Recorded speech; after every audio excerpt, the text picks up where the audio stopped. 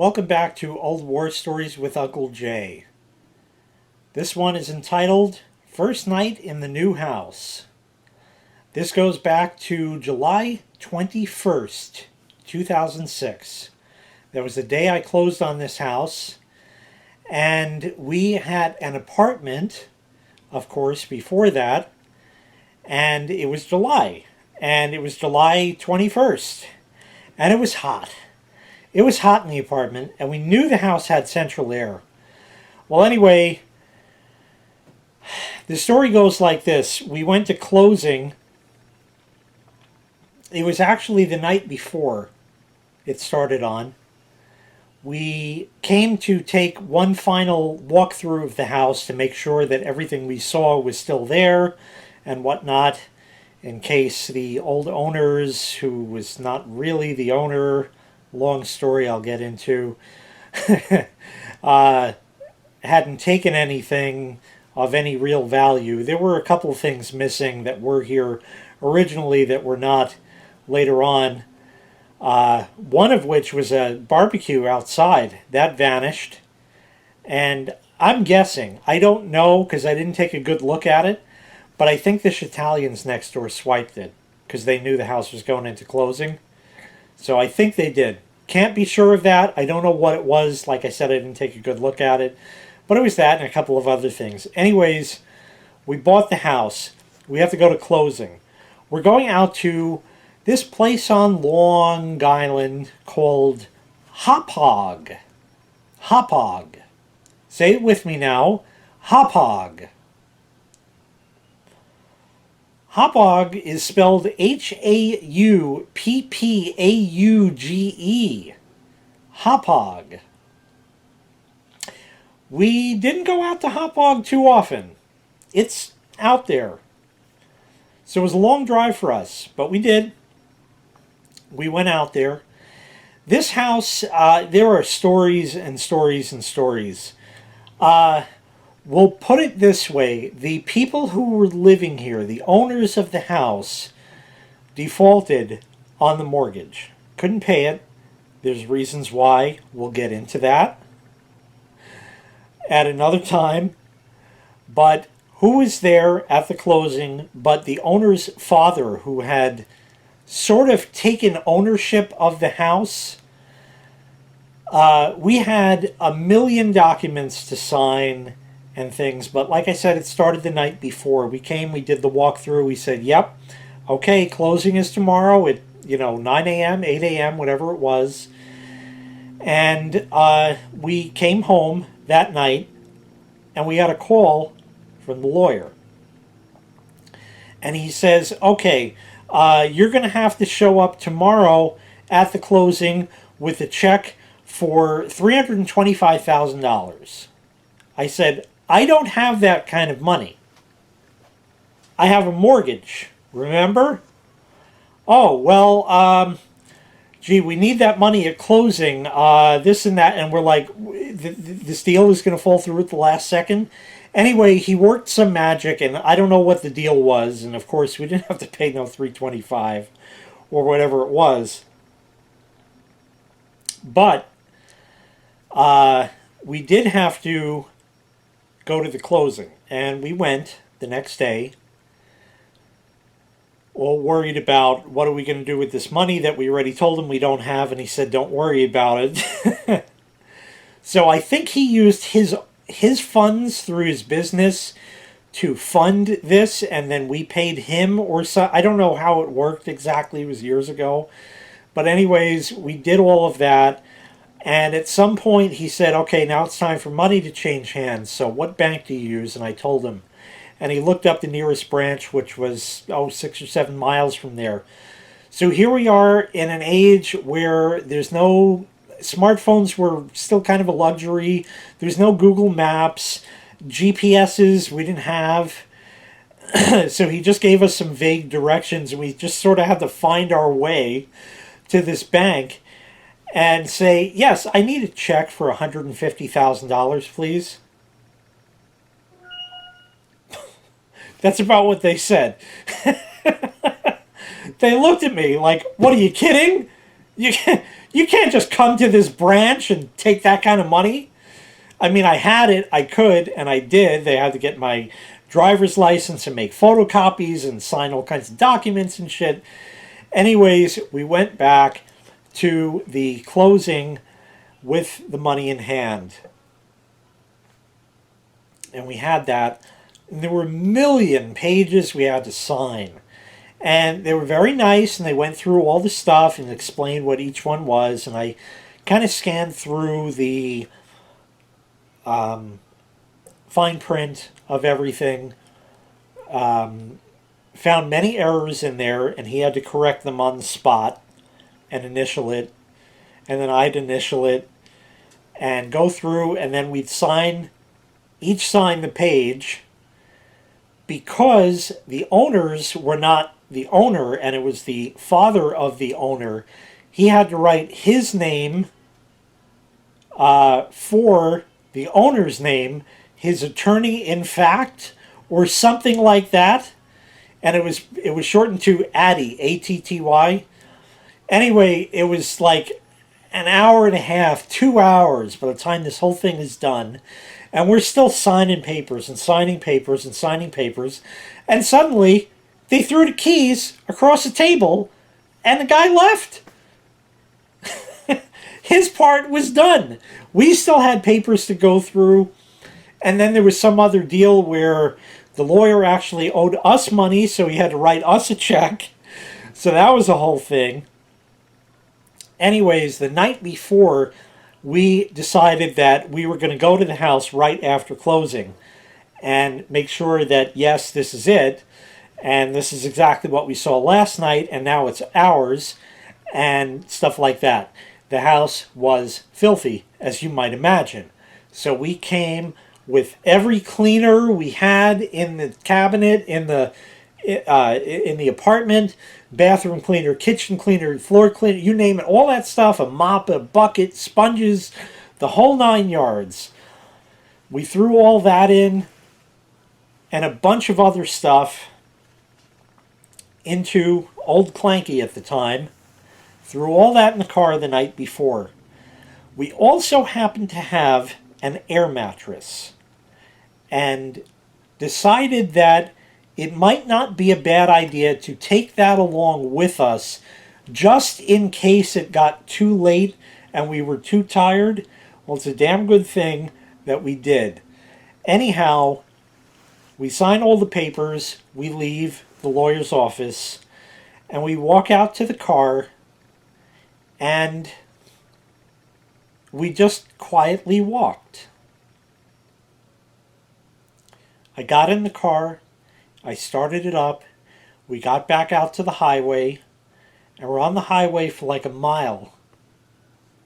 And we both looked at each other and said, "What the fuck just happened?" I said, "We bought the house." We had the greatest feeling in the world. I couldn't even tell you what it was like to know that we now own a home. I mean, the bank owns the home, but we own the home.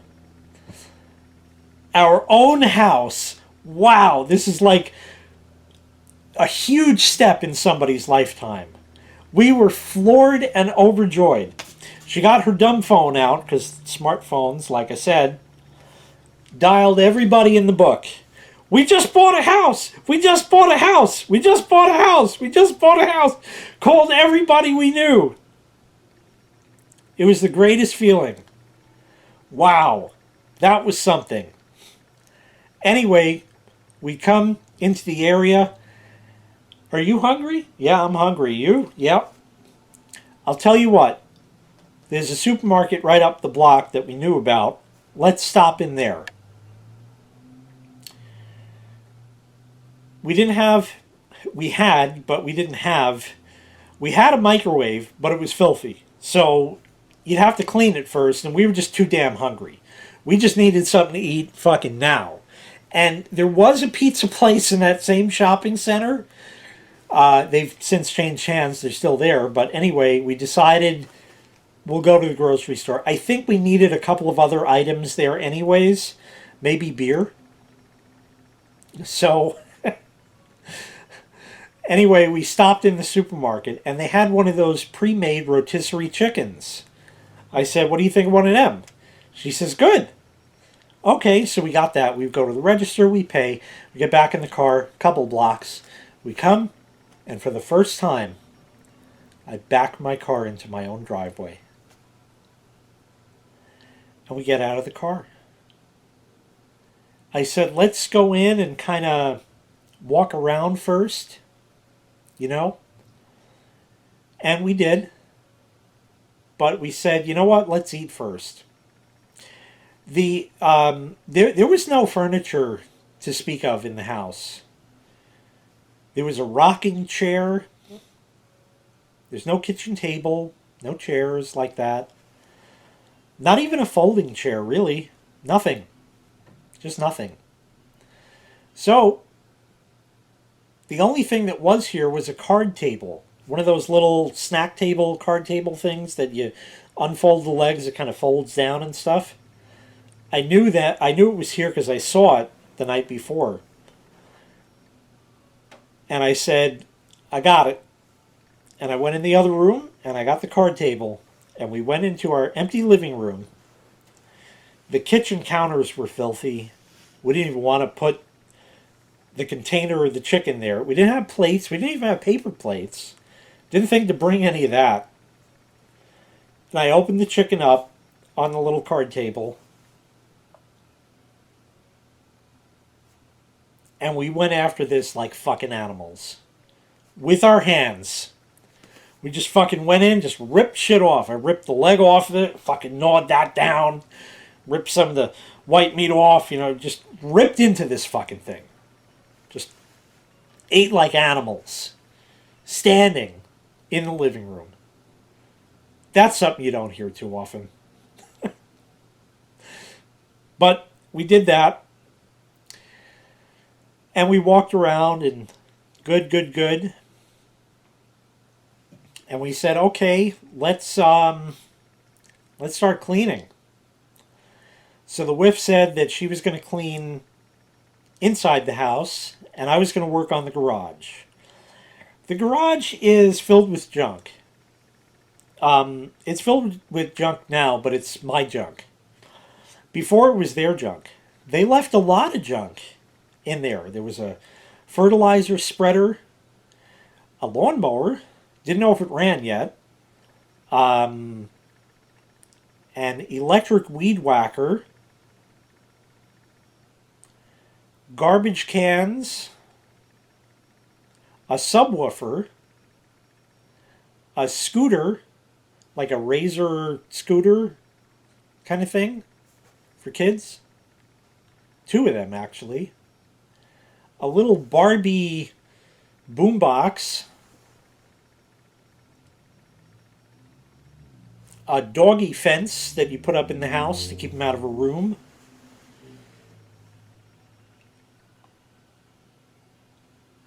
Various bits of hardware. God knows what else. A lot of just junk. And bags of stuff. There was a bag of clothes that I threw out. And a box of this and a thing of that. There was a cage for a dog that I had to break down. And it was a total disarray in the garage. So I'm out in the heat. Meanwhile, she's inside cleaning, and we put the central air on. Downstairs, at least, because that's what we wanted to clean. So anyway, we're doing that, and I'm busy in the garage. I got the big garage door open and that, and there's a door that goes from the garage into the house. And at some point, I was getting, I needed a little break. Nowhere to sit down. I mean, I could sit on the steps in the garage or in the front of the house. But there was I just needed a break from the heat and that because it was July. And I came in the house. And we're standing there just outside the kitchen looking out the front window. And the whiff said to me, a cop drove by before. I said, okay, so? It's a public street. He's allowed to come by. And she goes, there he goes again. And sure enough, a cop car went by again. Could have been another one, different one. We don't know. But I had my little break, and I came back out, and I'm in the garage, and the cop drives by again.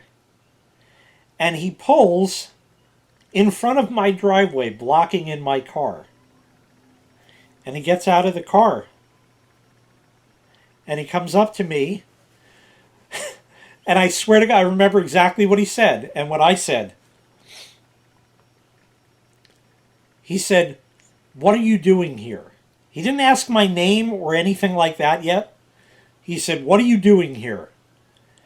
I said, I just bought this house like an hour and a half, 2 hours ago. I have the deed in the car. What's your name? And he took down information. And I said, "Officer, if I could please, could I possibly ask why you're here and why you're asking?" Well, there had been some police activity at this house in the past, and I wanted to make sure everything was okay. I said, "I had heard something about that. Could you possibly fill me in on some details?" "Well, I'm not going to tell you those details now, because that's going to be for another old war story at another time. I guess. I could roll it into this, but I don't feel like that right now." Yeah, that's a whole nother story. So we'll get into that another time. Anyways, he took down, the whiff came out, he took down our information. And I said, "Officer, we're not that kind of people. I assure you we're not going to be causing any problems here." And that has indeed remained true, because we're not those kind of people. Okay, anyways, that was that. It was just an odd thing, and I went back to sifting through what was in the garage, and the whiff went back into cleaning, and that was that. So it's July, and it's light out late. Anyways, it's going on 7:30. A good 7:30 in the evening. We were working on this from 1, maybe 2 in the afternoon on. So we were hungry yet again, and we were tired. And we just wanted somewhere to eat. And we said, "Let's get pizza." We did not go to the same shopping center with the grocery store. Instead, we went to a different shopping center on another road, right in the area, right here. And the whiff said, "I know there's a pizza place there. Let's try them." So we went in there. Wow. Wow. This wasn't your typical pizza place. Now, this is New York pizza. Okay, so this is the best pizza in the fucking world you're going to get. Hands down, period. I don't care where you're from. New York pizza is the shit. Anybody will tell you that.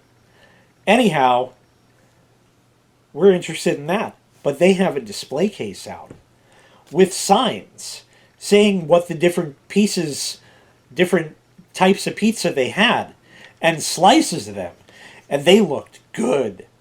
They looked good. They had a buffalo chicken slice. They had a taco slice, a pasta carbonara slice, all these fucking, you've never seen this shit. So we said, okay, let's get one of these, one of these, one of these, one of these, one of these. No problem. Couple of drinks. He rings us up. He says, "Have a seat. I'll bring it out to you." So he did. And we sat down and we ate, and it was really good, and we still get pizza from them to this day. They're still there, still making all that delicious stuff. Like I said, we're tired. We're hot. We're run down. We just ate. we're satiated. And now we had to go back to the house at the very least to lock up and those kind of things. So we went back to the house. We come out of the pizza place, and this shopping center happened to have music. Like you could walk around the thing to all the different stores, and they had speakers with music, and there was a good song on. I don't remember what it was. And that was on, and it was a nice night, and it was now, maybe 8:15. Sun's starting to go down. Starting to get darker out, you know? And it got nicer out. You got that blast of humidity because the pizza place was air conditioned and nice. And you came out and you got that blast of humidity, but it was nice in a way. And I said, wow, what a nice night. And we got back in the car and we came back to the house. And we said, you want to stay here tonight? And she said, yeah, I think so. I said, all right, well, we got to get the air mattress out of the car. So we did. And we brought it upstairs to what is now our bedroom, and we blew it up there.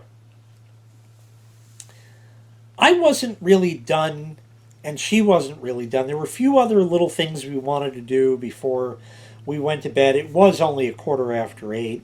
The pool was not in operational condition at this point, so that was out of the question. But we had air conditioning. We put the AC on up here because it's a different zone. So we kicked that on. It's getting cool. Nice, good. We set the air mattress up. And we came back down, and she went back in the kitchen or the bathroom, whatever she was doing, and I went back into the garage. And I said, this is a little bit of a problem now because I need to have the TV on to fall asleep. Every night I put the TV on in the bedroom and I put the sleep timer on and I fall asleep before the sleep timer goes off and then it turns the TV off. But I didn't have a TV. Fortunately, however, I found a TV in the garage. It was a Hitachi, as a matter of fact. And that was that. It was a 19-inch and an old wood grain 19-inch TV. Manual tuning, I think, with the knobs on it and the speaker down below. No, maybe it was digital tuning. I can't remember. I still have it. I don't use it. I don't look at it very often. But I said, the TV is on the floor here in the garage. There's one outlet over there in the garage, and I don't have an extension cord to reach. Plus, there was so much shit like on top of this thing, I didn't even know if it worked. And if I did have an extension cord, if it was going to catch fire, that would be the last thing I wanted, with shit all over the top of it, to see if it even turned on, and burn the new house down. So I said, well, I got to find some way. So I propped open the door to the dining room, which is where the door to the inside goes in. And there's nothing in the dining room, of course, because the house is empty. And somehow I'm broken, I'm beat, I'm tired, I'm exhausted. And I don't know how I did it, but somehow I pulled this TV out of this pile of shit in the garage. And I got it up the 3 or 4 steps and almost crashed the thing on the floor in the dining room where there's an outlet. That's not really the ideal place either. But without shit on top of it and an outlet handy nearby, that was a place for it. And that spot actually is where the ice machines now live, if you've watched many other of my videos. It was that very outlet. So I get the TV in there somehow. And I plug it in. And I turn it on. And sure enough, it worked. It came up. And of course, there was no signal going into it, so there was snow. So I said, well, I'm going to need an antenna. And I thought back to the early 80s. And I remembered, which is a story I told in one of the previous old war stories, IBM and Son, going to work with my dad, about the conference room. And my dad found a piece of coax wire that had the F connector on one end and just a bare copper wire on the other. I remembered that. And I remembered how we were able to watch TV. And I said, you know, I saw a cable identical to that in the garage somewhere today. And now I had to find it. And I looked around, and there it was, hanging up on the wall. I saw it there and happened to notice that it was missing that connector at the other end of it. And I said, perfect. Exactly what I need. I can't believe this. It's going to work. So I got that little card table thing. I brought that upstairs to the bedroom. We had the air mattress blown up. It's getting nice and cool up here now. Everything's great. And then somehow I got the TV up here. I have no idea how. Not a clue in the world how I did that. I don't know if the whiff helped me or somehow I got it up the stairs, but I got it up here. And I set it up in the corner where the TV now is. Not that one, but where the TV now lives, you know. And there actually is an F connector on the wall there, but we didn't have cable set up yet. We didn't have anything. We had no cable, no phone, no internet. The only contact with the outside world was the whiff's phone, the dumb phone. And that was all we had. And in fact, we had called, I think even that day, and we called up the local cable company and said, give us cable, phone, and internet. And they said, certainly. And they checked to make sure that they're in our area, and of course they were, and this, that. And we set up the appointment, which was going to be a week from then. Could you imagine not having an internet connection for a week? Yeah. At the apartment, all we had was dial-up. That's right. So we didn't have high-speed internet really at all. I had it back at my parents' house, but, you know, I might have stopped back there at some point during the following week or something. I don't know, but anyway, a week later the guy came and installed it. And that was that and set up. But meanwhile, I have nothing, and I have this TV on a card table. This card table was not happy. It's, you know, wandering. And the cord I plug in, so it's plugged in, and I turn it on, and we didn't even have a light in the room. There's no overhead lights in the upstairs rooms here for some reason. There's a switched outlet is all there was. So I don't know if I had a lamp I brought up. We probably had a lamp somewhere that we brought up, or something, or maybe a flashlight. I don't know what it was, but I had like no light in the room, and I'm working by the light off of the TV, the snow on the TV. And we still had analog broadcasts at this time in 2006. And I got that wire, and I hooked it up to the back, and I tuned in channel 7. Channel 7 would always come in really good on an antenna back in the day. So I turned on channel 7, and I unrolled the wire to the window, which looks just like this one. I got nothing. Nothing. I said, all right, well, I could try something dangerous. I could jab it in the ground wire on the outlet. And I did. I got nothing. The reason, as I later found out, is that ground is inactive because the wiring is from the 1950s and shit wasn't wired with grounds in it. They had replaced all of the outlets in the house with the newer Decora style outlets, which are grounded, but the ground is not connected because the wire simply didn't exist. And that was that. That was the norm, you know? So it just is. Whatever. Anyway, the TV is plugged in. I plugged that in the ground wire. I got nothing. Over by the window, I got nothing. But there's a curtain rod. And I think using a pocket knife, I stripped the wire longer. And there's a set screw on the curtain rod that I loosened with the little screwdriver on the pocket knife.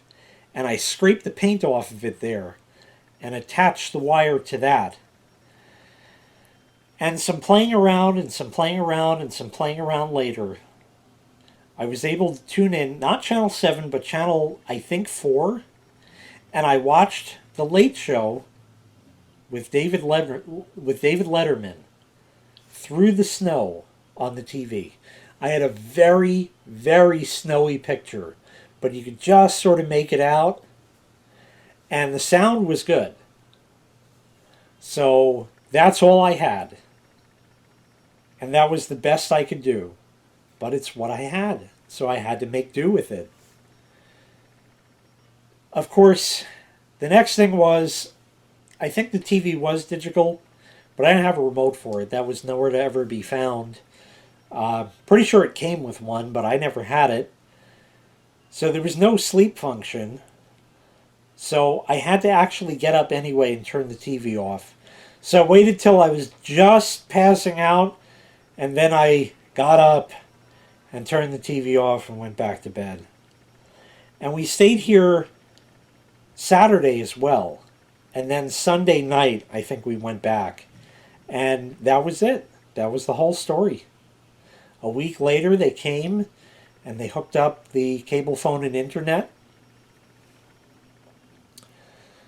And I still have the a copy of the invoice of that on the computer. I scanned it in. And it was printed on a dot matrix printer, in fact. Yep, I still have a copy of that. So that was fun. Just for nostalgia, you know. That was good. And they hooked us up a week later. And then I think it was that following week that we actually moved the stuff from the apartment here. And that is an entire story in and of itself. So I will tell that at another time. But anyway, that was our first night in the new house. We said, we have AC here and not in the apartment. We had AC in the apartment, but they charged us an extra $35 a month. And we said, we'll be all right. And then, of course, it got delayed till July. I think it was supposed to happen in June, but it got delayed till July or something. And as such, we said, well, fuck that. We're not even going to pay that. We'll just be hot. And we dealt with it, knowing that the house was air conditioned. So that's what we did. And man, it was so nice to sleep in air conditioning again. It really was. Anyway, that's going to wrap up this installment of Old War Stories with Uncle Jay. Thanks so much for watching.